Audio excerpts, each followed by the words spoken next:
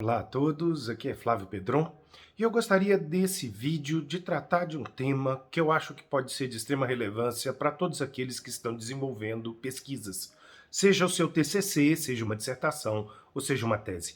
Eu gostaria de conversar acerca do assunto marco teórico. Muitas pessoas não conseguem compreender de maneira adequada o que significa ter um marco teórico ou a importância da escolha do marco teórico para o desenvolvimento da sua pesquisa. Primeiro, não existe pesquisa científica sem um marco teórico. O marco teórico, na realidade, ele vai ser responsável por fornecer à sua pesquisa um pano de fundo conceitual. O marco teórico ele vai situar a sua pesquisa dentro de um determinado horizonte e vai municiar a sua pesquisa de um universo de conceitos que já foram trabalhados por esse referencial.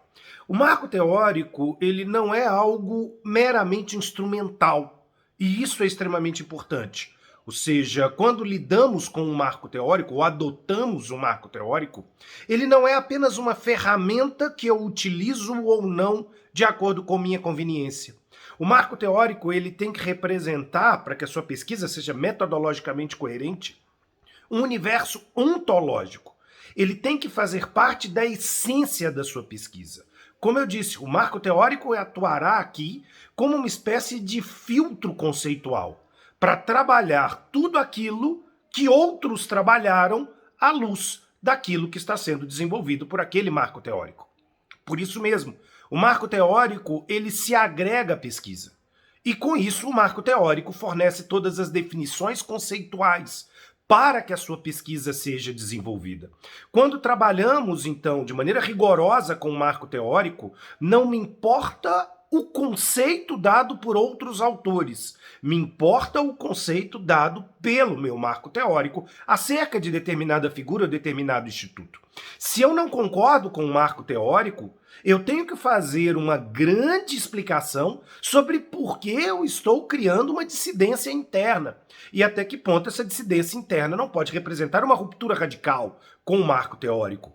Mas, se você rompe com o marco teórico, necessariamente você tem que adotar outro marco teórico.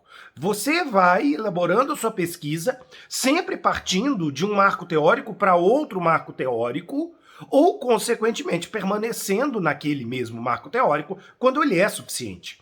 O marco teórico, então, volto a dizer, ele tem que ser adequado com as hipóteses da sua pesquisa, ele tem que ser adequado com a justificativa da sua pesquisa e, consequentemente, é a partir dele que a sua hipótese será testada.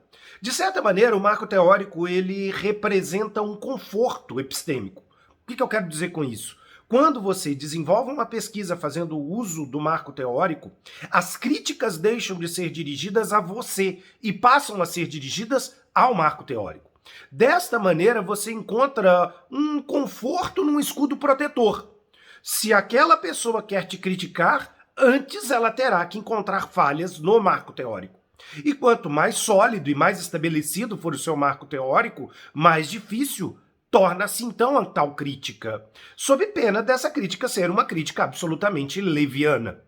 Por isso, volto a dizer, toda pesquisa necessita ter um marco teórico.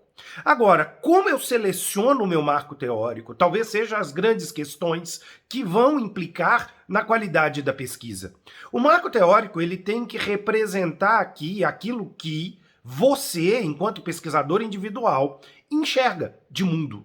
A percepção, os valores, as escolhas, ou como diria o meu marco teórico, o professor Ronald Dworkin, a hipótese estética, que você compreende para aquela pesquisa.